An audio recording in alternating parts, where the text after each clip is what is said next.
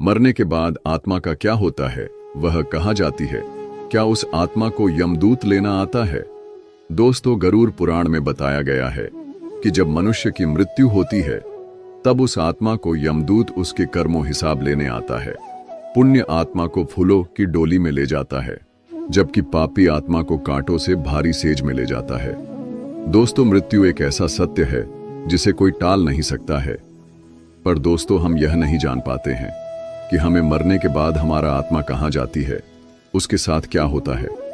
क्या उस आत्मा को मोक्ष मिलती है या वह आत्मा भटकते रहता है? लेकिन गरुड़ पुराण में जन्म मरण के बारे में विस्तृत रूप से जानकारी दिया गया है। तो आइए शुरुआत करते हैं गरुड़ पुराण की उस ज्ञानवर्धक प्रस्तुति कि मनुष्य के मरने के बाद उसके आत्मा के साथ क्या होता है, वह कहाँ जाती है, उस आत्मा को मोक्ष कब मिलती है।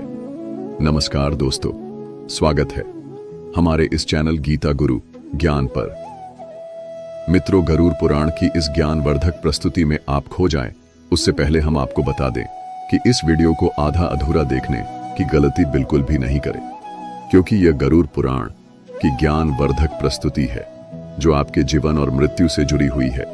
गरुड़ पुराण की इस रहस्य ज्ञान को जानने के बाद आपके जीवन से जुड़ी समस्त पाप, लोभ, क्रोध, मोह खत्म होगा। मित्रों, भगवान श्री कृष्ण कहते हैं, कभी भी किसी व्यक्ति को गरुड़ पुराण की बातों को आधा अधूरा नहीं सुनना चाहिए, क्योंकि आधा अधूरा ज्ञान हमेशा विष के समान होता है। इसीलिए मित्रों, आपसे यही आग्रह है कि आप इस वीडियो को बिना स्किप किए अंत तक जरूर देखिए। साथ ही इस वीडियो को एक लाइक करके चैनल को अवश्य सब्सक्राइब कर लीजिए। और हाँ दोस्तों, कमेंट बॉक्स में जय श्री कृष्ण लिखकर ईश्वर को आप अपना आभार व्यक्त जरूर कर दीजिए। इससे आपके जीवन सुखमय होगा। आइए दोस्तों, जानते हैं गरुड़ पुराण में श्री कृष्ण ने बताया है, मृत्यु केवल शरीर का होता है, आत्मा का नहीं। वह एक शरीर छोड़कर दूसरा शरीर में वास करता है, क्योंकि आत्मा अजर अमर है, आत्मा कभी भी मरता है। दोस्तों, गरुड़ पुराण हिंदू धर्म ग्रंथ का 18 महापुराणों में से सबसे महत्वपूर्ण पुराण में से एक है। इसमें जन्म, मृत्यु और आत्मा के पुनर्जन्म के बारे में उल्लेख मिलता है। गरुड़ पुराण में आत्मा को शाश्वत, अविनाशी और ब्रह्मांडीय सत्य का अंश माना जाता है। यह शरीर में परे एक ऐसी शक्ति है जो जन्म और मृत्यु के चक्र से प्रभावित नहीं होती। आत्मा को चेतना, सत्य और अनंतता का प्रतीक माना गया है। दोस्तों, गरुड़ पुराण में श्री कृष्ण ने बताया है, आत्मा अमर, अजर, शुद्ध और शाश्वत है। यह शरीर के साथ जन्म लेता है और मृत्यु के बाद शरीर को त्याग देता है। लेकिन आत्मा स्वयं नष्ट नहीं होता है, शरीर आत्मा का एक स्वरूप है। दोस्तों, गरुड़ पुराण बताया गया है कि आत्मा का अगला जन्म उसके कर्मों पर निर्भर करता है। आत्मा को अपने कर्मों का फल भोगने के लिए विभिन्न योनियों से गुजरना पड़ता है। दोस्तों, गरुड़ पुराण हिंदू धर्म का वह महान ग्रंथ है जो हमें जन्म, मृत्यु से लेकर वर्तमान जीवन कैसे जिए, यह सारी जानकारी देता है।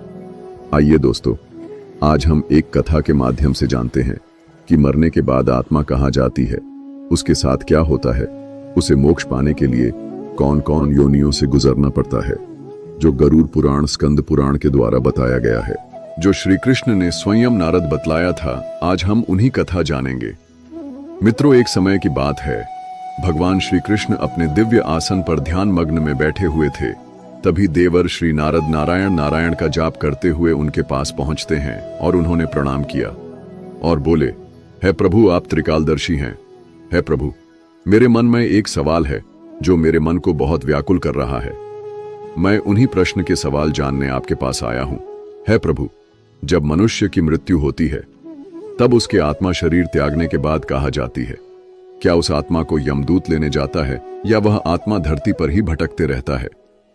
क्या मृत्यु के तुरंत बाद आत्मा को स्वर्ग या नरक ले जाया जाता है? उस आत्मा को मोक्ष की प्राप्त कब होती है? फिर भगवान श्री कृष्ण नारद की बात सुनकर मुस्कुराए और बोले, हे नारद, आपका यह प्रश्न बहुत ही महत्वपूर्ण है, जो हर एक मानव जाति लिए उसके जन्म और मृत्यु पर आधारित है। फिर कृष्ण बोले, हे नारद, यह संसार और इसका चक्र बहुत अद्भुत है। मृत्यु एक ऐसा रहस्य है जिसे समझना आसान नहीं है, लेकिन गरुड़ पुराण में इस विषय पर विस्तार से बताया गया है। मैं तुम्हें एक कथा सुनाता हूं जो न तुम्हारे इस प्रश्न उत्तर देगी, बल्कि हर मानव जाति के लिए एक चेतावनी और प्रेरणा भी होगी। तुम इस कथा को पूरे ध्यानपूर्वक आखिरी तक सुनो और समझो। फिर कृष्ण बोले, है नारद, यह गरुड़ पुराण धार्मिक कथा है। जो यह कथा को आधा अधूरा सुनने की गलती करता है उस पर भारी संकट आती है, क्योंकि आधा अधूरा ज्ञान हमेशा विष के समान होता है। कृष्ण बोले, है नारद, इस कलयुग भरी संसार में जो मनुष्य इस कथा को पूरे ध्यानपूर्वक आखिरी तक सुन लेगा और समझ लेगा, उसका इस संसार से सभी पाप कर्म, लोभ, क्रोध, मोह से मुक्ति मिलेगा। फिर नारद बोले, है प्रभु, मैं उस कथा को पूरे ध्यानपूर्वक आखिरी तक सुनूंगा और समझूंगा। आप उस कथा को पूरे निश्चित हो सुनाएं। फिर भगवान श्री कृष्ण ने नारद को वह कथा सुनाते हैं। कृष्ण बोले, है नारद, प्राचीन काल में हस्तिनापुर राज्य में एक धर्मात्मा राजा विभंजन राज्य करता था। वह बहुत न्यायप्रिय, सत्यनिष्ठ और प्रजा के प्रति प्रेम रखता था। वह अपने जीवन को हमेशा सत्य, धर्म और सेवा पर रखा था। लेकिन जैसे जैसे उनका समय बीता, वह मृत्यु के और करीब जाने लगा। उसे मृत्यु की चिंता सताने लगा। एक दिन उन्होंने ऋषि नारद को बुलाकर पूछा, हे ऋषि नारद, जब मनुष्य की मृत्यु होती है तब मृत्यु के बाद उसके आत्मा के साथ क्या होता है? क्या हमारे द्वारा किए गए कर्म हमारी आत्मा को प्रभावित करता है? फिर नारद ऋषि ने कहा, है राजन, जब मृत्यु का समय आता है तो प्राण धीरे धीरे शरीर से निकलने लगते हैं। मनुष्य मृत्यु के अंतिम क्षण में व्यक्ति को अपने पूरे जीवन के कर्म, अच्छे और बुरे दोनों कर्मों को एक अदृश्य चित्र की भांति दिखाई जाती है, जैसे कि वह फिल्म देख रहा है। जब आत्मा शरीर से निकलती है तो यमदूत या देवदूत उसके कर्मों के अनुसार उसे लेने आते हैं। यह मनुष्य कर्मों के आधार पर होता है। मित्रों, फिर राजा विभंजन ने उत्सुकता से पूछा, क्या मनुष्य के मरने के बाद उसके आत्मा को अपने कर्मों का फल तुरंत मिलता है? फिर नारद मुनि ने उत्तर दिया, मृत्यु के तुरंत बाद आत्मा अपने कर्मों के अनुसार आत्मा को अपने यात्रा से गुजरना पड़ता है। यदि मनुष्य अपने जीवन में अच्छे कर्म पुण्य किए हैं तो देवदूत उसे स्वर्ग लोक ले जाते हैं, जबकि पापी मनुष्य की आत्मा को यमदूत नरक में ले जाते हैं, जहां उसे यमराज द्वारा दंड दिया जाता है। फिर नारद ऋषि ने बोले, है राजन, मैं तुम्हें एक कथा सुनाता हूं जो तुम्हारे हर प्रश्न का उत्तर देगा। तुम उस कथा को पूरे ध्यान पूर्वक सुनो और समझो। फिर नारद ऋषि कथा सुनाते हैं। बोले, है राजा, एक बार की बात है, धर्मराज यमराज के दरबार में एक व्यक्ति की आत्मा लाई गई। वह व्यक्ति अपने जीवन भर स्वार्थ, पाप और लोभ, अहंकार में लिप्त रहा। फिर यमदूत ने उसे यमलोक तक की कठिन यात्रा कराई, उसे विभिन्न यातना दिया। उस आत्मा को 48 दिनों का यात्रा कराया गया, जहां उसे भयंकर यातनाओं का सामना करना पड़ा, जहां उस आत्मा को कांटों और पत्थरों से भरे मार्ग पर चलाया गया, जहां उसने अपने स्वार्थ के लिए किसी को धोखा दिया था। फिर उस आत्मा को धधकती हुई आग में जलाया गया, जहां उसने अपने स्वार्थ के लिए किसी को भी मारता पिटता था। वह अपने को सबसे बड़ा समझता था। फिर भी उस आत्मा की सजा पूरी नहीं हुई। उसे हर रोज यमदूत की भयानक राक्षस उसकी परीक्षा लेते रहा और उसे सजा देता रहा। फिर राजा विभंजन ने पूछा, है ऋषि, क्या आत्मा को इन कष्टों से बचने के लिए कोई उपाय है जिन पर चल के वह अपने कष्टों से बच सके?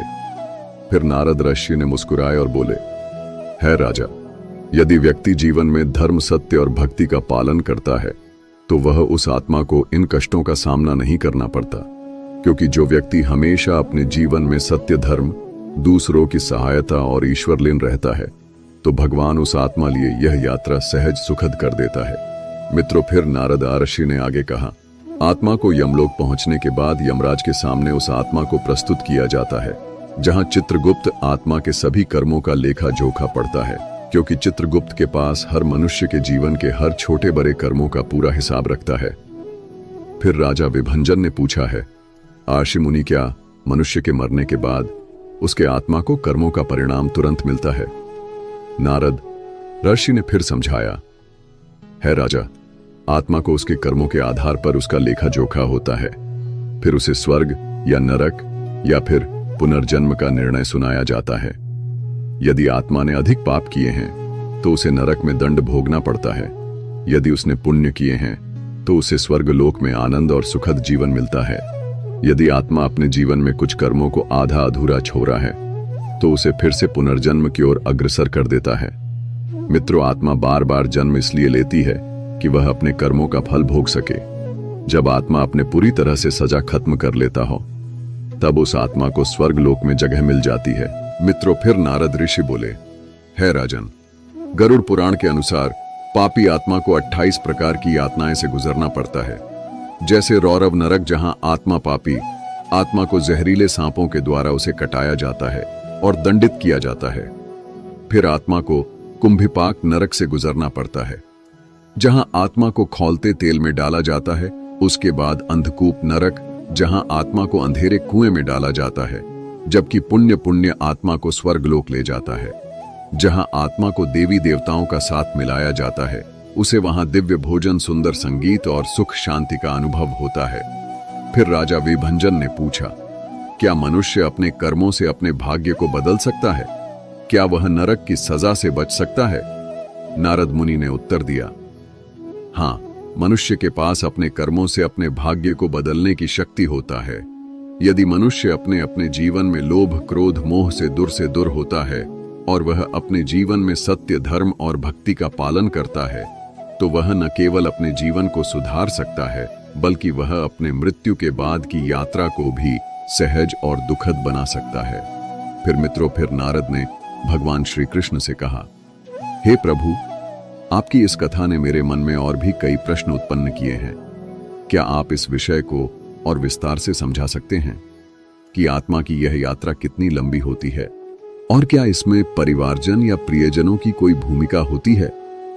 फिर श्री कृष्ण मुस्कुराए और बोले, हे नारद, यह रहस्य बहुत व्यापक है और इसे समझने के लिए और गहराई से विचार करना आवश्यक है। मैं तुम्हें आत्मा की यात्रा के अगले चरणों और उससे जुड़े विभिन्न पहलुओं को विस्तार से समझाता हूं। तुम इसे ध्यानपूर्वक सुनो और समझो। कृष्ण ने आगे कहा, मृत्यु के तुरंत बाद आत्मा शरीर से निकलती है। फिर उसे अपने कर्मों के अनुसार यमलोक या स्वर्गलोक की यात्रा से गुजरना पड़ता है। लेकिन यह प्रक्रिया में आत्मा कई अनुभवों से गुजरती है। जब मनुष्य की मृत्यु होती है, तब उसके तुरंत बाद आत्मा को 3 मुख्य स्थितियों का अनुभव कराया जाता है। पहला है विचलित अवस्था। मनुष्य की आत्मा को अपने भौतिक शरीर को छोड़ने के बाद कुछ समय तक उसके आत्मा को भ्रमित कराई जाती है।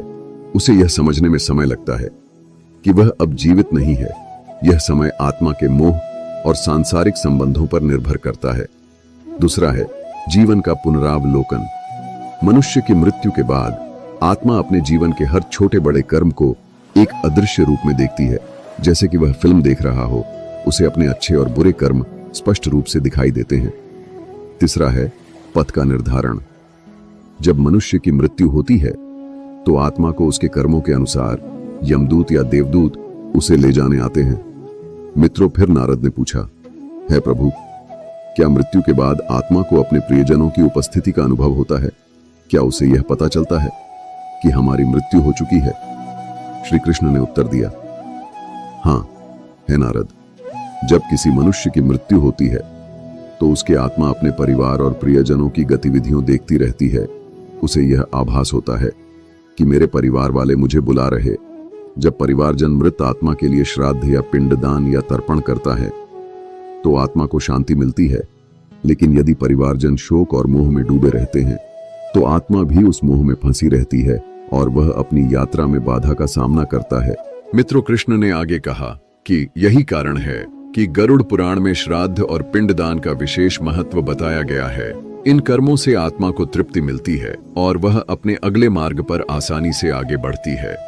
जब आत्मा यमलोक की यात्रा पर निकलती है, तो यह यात्रा 48 दिनों तक चलती है।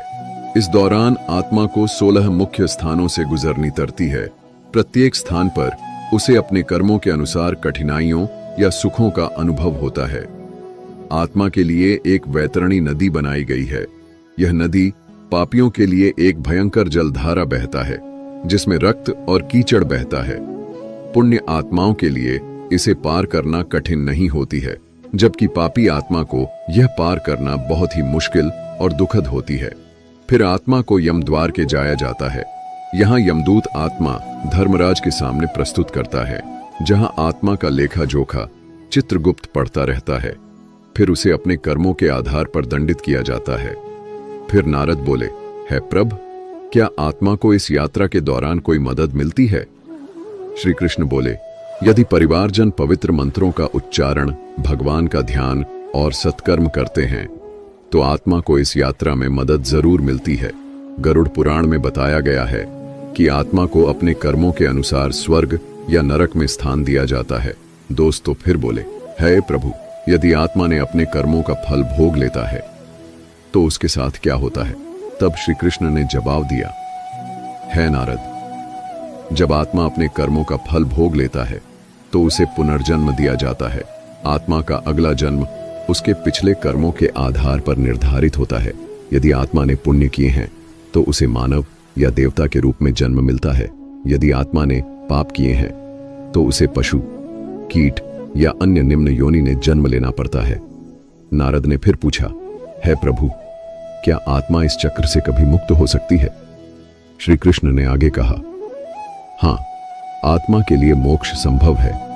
जब मनुष्य अपने जीवन में धर्म, सत्य और भक्ति का पालन करता है और सभी सांसारिक बंधनों से मुक्त हो जाता है तो वह आत्मा जन्म मृत्यु के चक्र से मुक्त होकर परमात्मा में लीन हो जाती है।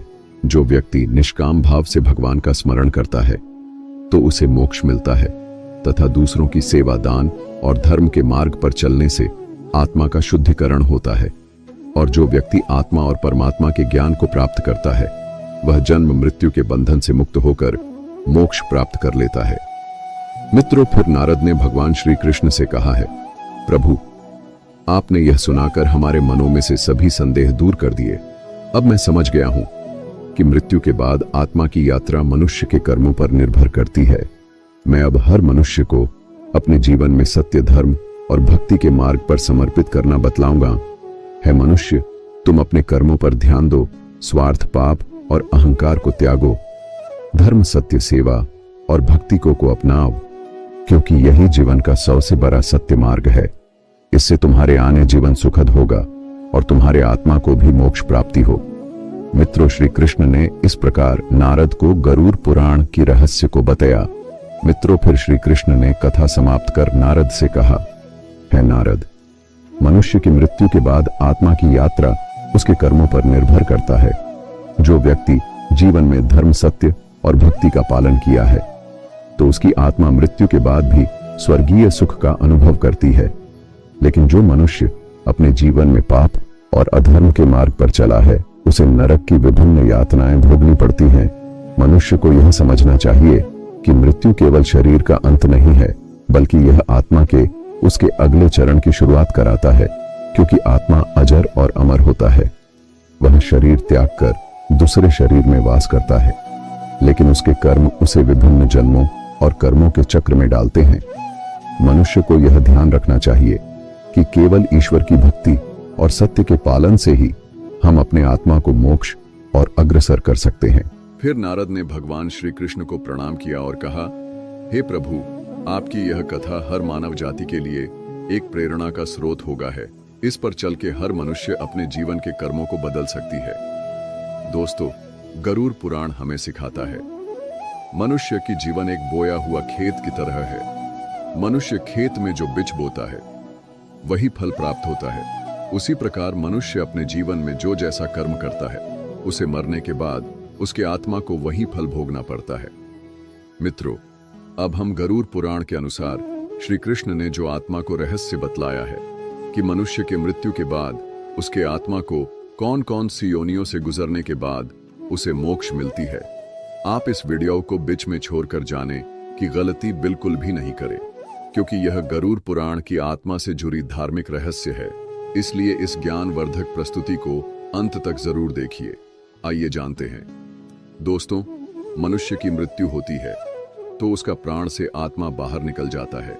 यह आत्मा जो सूक्ष्म शरीर में होती है, शरीर से निकलने के बाद यमदूतों या देवदूतों के साथ अपनी यात्रा आरंभ करती है। गरुड़ पुराण के अनुसार यदि व्यक्ति ने अपने जीवन में पाप किए हैं तो यमदूत उसे बांधकर यमलोक की ओर ले जाते हैं, जबकि व्यक्ति ने पुण्य कर्म किए हैं तो देवदूत उसे स्वर्ग की ओर ले जाते हैं। यह यात्रा 48 दिनों तक चलता रहता है। इस दौरान आत्मा को विभिन्न कठिनाई का सामना करना पड़ता है, जिसमें आत्मा को 84 लाख योनियों के चक्र से गुजरना पड़ता है। यह इस बात पर निर्भर करता है कि उसने अपने जीवन काल में कैसे कर्म किए हैं। अच्छे कर्मों से आत्मा उच्च लोकों में जाती है, जबकि बुरे कर्म उसे निम्न योनियों में ले जाते हैं। दोस्तों, पुण्य आत्मा को स्वर्ग भेजा जाता है, जहां उसे सुख और आनंद मिलता है, जबकि पाप आत्मा को नरक भेजा जाता है, जहां उसे अपने पापों की सजा भुगतनी पड़ती है। गरुड़ पुराण में 28 प्रकार के नरकों का वर्णन मिलता है, जिनमें हर पाप की अलग सजा दी जाती है। जब आत्मा अपने सारे कर्मों का सजा भोग लेता है, तब उसे पुनर्जन्म के चक्र से प्रवेश करता है। मित्रों, गरुड़ पुराण के अनुसार आत्मा को तभी मोक्ष प्राप्त होता है जब वह भगवान की भक्ति, सत्य, धर्म और सेवा के मार्ग पर चलता है। तब आत्मा मोह माया से मुक्त होकर परमात्मा में लीन होना पड़ता है। मित्रों, गरुड़ पुराण सिखाता है कि मृत्यु अंत केवल शरीर की अंत नहीं है, बल्कि आत्मा को एक नई यात्रा को शुरुआत कराना होता है और उसे मोक्ष दिलाना होता है। इसीलिए हम अपने जीवन में अच्छे कर्म, सत्य, धर्म और सेवा तथा ईश्वर की भक्ति से हम आत्मा को मोक्ष की ओर अग्रसर करा सकते हैं और हम अपने आत्मा को नरक की यातना से बचा सके। धन्यवाद। दोस्तों, गरुड़ पुराण के द्वारा सभी बतलाए गए बातों को अवश्य ध्यान में रखें और सत्य धर्म की राह पे चले। इससे आने वाले जीवन अत्यंत सुखद और दिव्य हो। और हाँ दोस्तों, वीडियो अच्छा लगा तो इस वीडियो को लाइक करके कमेंट में जय श्री कृष्ण जरूर लिख दीजिए और हमारे इस चैनल गीता गुरु ज्ञान को अवश्य सब्सक्राइब कर लीजिए, ताकि हर एक नया वीडियो आप तक तुरंत पहुंचे। धन्यवाद। हर हर महादेव।